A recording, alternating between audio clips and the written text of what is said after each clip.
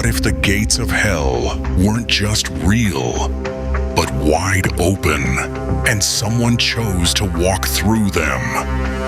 Welcome to Top Secret Inc., the channel where we pry open the puzzle box and dive headfirst into the unknown corners of comic lore. Today, we're not talking spandex and secret identities.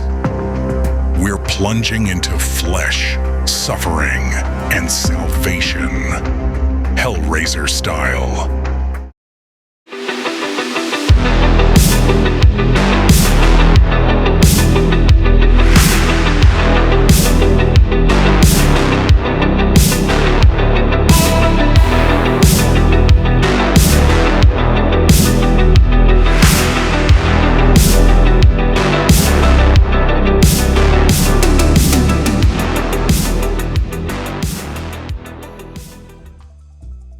I'm your host, Thorne Bishop, and today's classified case file is Clive Barker's Hellraiser Volume 1, Pursuit of the Flesh, a continuation of the legendary horror mythos straight from the mind of Barker himself. We're talking Pinhead. We're talking Cenobites. We're talking an unholy war between pain, pleasure, and free will. This isn't your uncle's horror comic. It's a layered, bloody, brain-burning reinvention of the Hellraiser franchise. And believe me, it goes deep. Let's decode this nightmare together. The story kicks off with Kirsty Cotton, survivor of the original Hellraiser events, now leading a secret society of Cenobite hunters. She's a far cry from the terrified girl we once knew. Battle-hardened and deeply scarred, Kirsty and her group intercept puzzle boxes before they can claim new victims. Meanwhile, Pinhead, yes, that Pinhead is having a full-blown existential crisis. He's tired of torment, tired of being Leviathan's weapon. He wants out. But escaping hell isn't exactly easy when you're bound by eternal duty. Pinhead's rebellion begins in earnest. He starts seeking forbidden knowledge, ancient rites, forgotten loopholes, and alternative realities. Anything that might give him an exit strategy from hell. This is where the book starts mixing in a heavy dose of cosmic horror with philosophical flavor. Meanwhile, Kirsty's team closes in on a new box user in Rio, but they're too late. The gateway opens and the Cenobites descend. Kirsty manages to destroy the box, but not before glimpsing something strange. A Cenobite hesitating, almost questioning its purpose. Now it gets real weird, in the best way. Pinhead contacts an old, half-forgotten mystic known only as the Architect. Through a twisted spiritual ritual, Pinhead does the unthinkable. He sheds his Cenobite flesh, literally. He removes the pins, the robes, the pain, and becomes human again. Elliot Spencer is back, and he's not the same man who once embraced hell. Kirsty, however, senses a cosmic imbalance. Something's wrong. Something's shifting. She begins to receive visions, clues pointing to a new kind of danger. One born not from the Cenobites, but from a traitor within. Elliot seeks out Kirsty, but not to kill her. He needs her. He offers a twisted deal, the location of the remaining puzzle boxes in exchange for help keeping his rebirth hidden. Kirsty doesn't buy it. She knows evil doesn't just vanish, it changes shape. While Kirsty contemplates his offer, the Cenobites begin to suspect something's wrong. Without their high priest, their hierarchy starts crumbling. Leviathan sends a replacement, one even more brutal and unhinged than Pinhead ever was. This new force is chaos incarnate, and it wants control over hell and earth. The volume closes with an explosive confrontation between Kirsty's crew and the new Cenobite leader. Blood is spilled, souls are lost, and Kirsty is pushed to the edge of madness. But the real horror? Elliot Spencer stands by and watches, detached, cold, calculating. He's not trying to escape hell, he's trying to reshape it. In the final panels, Kirsty opens a box and makes a decision that will define the entire next arc. She sacrifices herself to become the new priestess of hell, taking on the mantle once worn by her enemy. The hunter becomes the hunted. The prey becomes the warden. Before we dive deeper into the mission, let's pull the files on the key players: heroes, villains, rogues, and wildcard operatives. This is the subject profiles. Pinhead, Elliot Spencer, the disillusioned priest of hell. Once the supreme Cenobite, now tormented by purpose, he seeks freedom from eternal damnation and offers a soul-shaking deal to escape. Kirsty Cotton, the Harrower commander, a survivor turned Cenobite slayer. She leads the Harrowers, humanity's last line against Hell's influence, haunted by her past, driven by duty. The female Cenobite, the Watcher of Flesh. A quiet yet ever-present menace, she serves Pinhead with icy resolve. Her gaze carries centuries of torment. The puzzle box, Lament Configuration. The catalyst of damnation. Not a character, but almost sentient. It binds fates, opens gates, and lures the damned into the arms of hell. Pinhead, once a cold, calculating force of torment, becomes almost tragic. He's not seeking redemption, but freedom. We peel back layers to find the flickering remnants of the man he used to be. Captain Elliot Spencer. Watching a being of pure discipline wrestle with guilt, memory, and ambition? Chilling and fascinating. Kirsty is the emotional anchor. Once a survivor, now a soldier. Her evolution from victim to wielder of judgment is phenomenal. She's hardened, haunted, but never without heart. Her inner struggle, can she accept damnation to end the suffering of others, becomes the series' moral compass. The supporting cast of Harrowers, particularly Tiffany and Edgar, bring tactical grit and emotional tension to the field. And of course, the Cenobites themselves remain both grotesque and poetic icons of beautifully designed dread. The writing led by Christopher Monfett with story by Barker himself is tight, lyrical, and soaked in philosophical horror. The dialogue drips with menace and irony. Every word matters. This is not edgelord gore. It's cerebral, spiritual dread. The art by Leonardo Manco is brutal and elegant. Flesh folds like origami. Chains slice the page. The color palette? Dark, rusted, and blood-washed. The exact visual language of Hellraiser. Every page feels like a sin you're not ready to confess. They told us not to ask questions. They said the files were corrupted, the intel classified, the case closed. But we kept digging. Welcome to Black Box Theories, where the facts don't add up, the coincidences aren't random, and the truth buried under layers of denial. Strap in, agent. You're not supposed to hear this. Theory number 1. The true purpose of the puzzle box. Classification. Speculative the lament. Configuration is not simply a gateway to hell, but a test designed by higher powers to judge who deserves transformation rather than eternal damnation. Evidence found. The comic portrays moments where hesitation and intent around opening the box seem crucial, implying that the box evaluates the solver's desires and worthiness beyond merely trapping souls. Theory number 2. Pinhead was never the villain. Classification. Supported by narrative cues. Elliot Spencer consciously chose to become Pinhead, embracing the Cenobite transformation as an escape from his tortured past rather than being forced into damnation. Evidence found. Flashbacks and inner monologues reveal Spencer's trauma and voluntary surrender to Hell's power, and his later regret and desire to escape imply personal agency in his fall. Theory number 3. The Harrowers are becoming Cenobites. Classification. Speculative with foreshadowing. Fallen Harrowers do not find peace, but are reforged into new Cenobites, continuing the cycle of torment. Tiffany's arc hints she might be next in line. Evidence found. Ominous panels and transformation imagery surrounding fallen Harrowers and Tiffany's gradual darkening powers support this interpretation. Theory number 4. Kirsty is already dead. Classification. Highly speculative.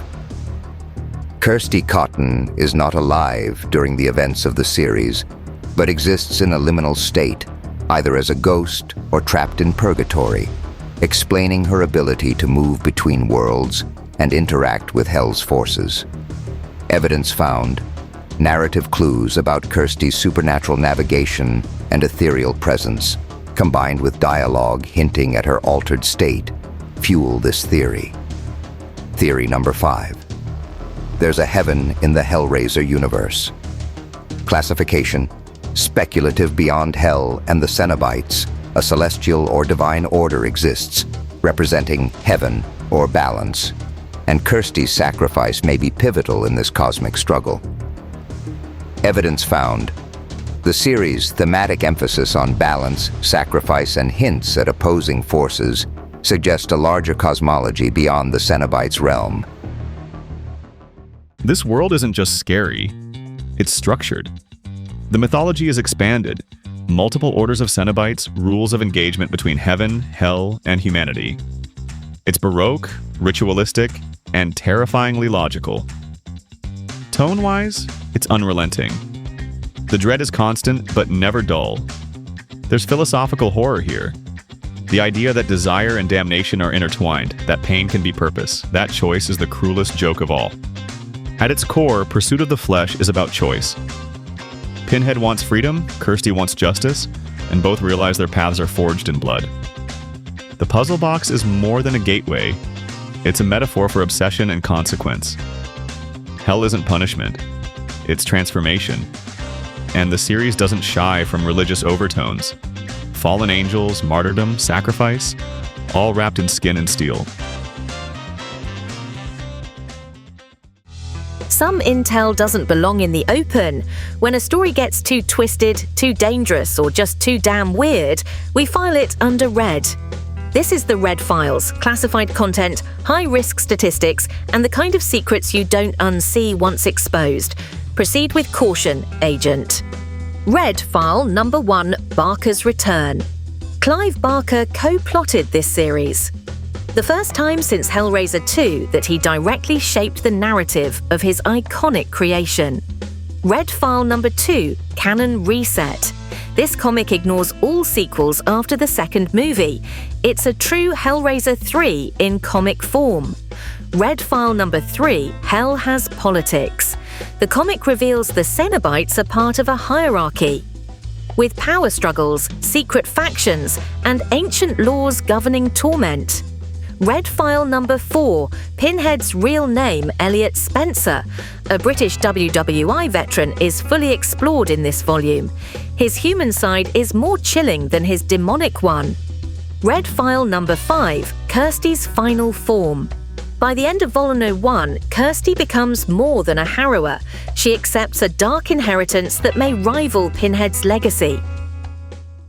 This is one of the rare horror franchises where the comic elevates the film.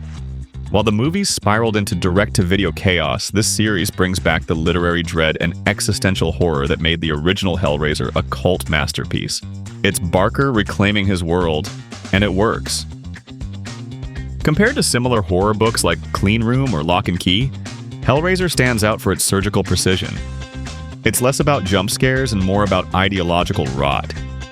It hasn't gotten the mainstream love it deserves, but among hardcore horror fans, this is gospel. It's a cult classic, in both senses of the word. Welcome to Operation Smokescreen, where the lies unravel and the real story begins. These aren't just plot twists, they're strategic deceptions buried beneath the panels. Hidden motives, double crosses, and narrative ambushes, we expose them all. Classified spoilers ahead, Agent. Let's break the illusion. Smokescreen number 1, Pinhead wants out. In a shocking act of defiance against Hell's eternal order, Pinhead, the high priest of the Cenobites, reveals his true desire. He wants to be free from his role in human again. This isn't a Cenobite hunting souls. This is a Cenobite rebelling against his divine mandate. The horror here isn't just in gore, it's existential. Pinhead has grown bored of damnation, and his plan to escape it means shattering the natural laws of the underworld. This isn't your traditional villain. It's a demon trying to defect. Smokescreen number 2, slaughtering his own kind. In pursuit of his liberation, Pinhead does the unthinkable. He murders fellow Cenobites to steal their knowledge and essence. This is pure heresy in Hell's hierarchy. He's not only violating Hell's sacred structure, he's ripping it apart from the inside. The twist transforms Pinhead from an agent of order into a rogue force of destruction, showing us that the deadliest enemy of Hell might just be one of its own. Smokescreen number 3, Kirsty becomes a Cenobite. Kirsty Cotton, the eternal survivor of the Hellraiser mythos, gets pulled back into the nightmare, but this time she embraces the darkness. In a complete narrative reversal, she ascends to become a Cenobite herself. Once a victim of Hell's torture devices, now she's part of the machine. Her transformation is both tragic and poetic, symbolizing how long-term trauma can mutate even the most resilient souls. Smokescreen number 4, the Cenobite Civil War. Pinhead's actions spark an all-out war in Hell.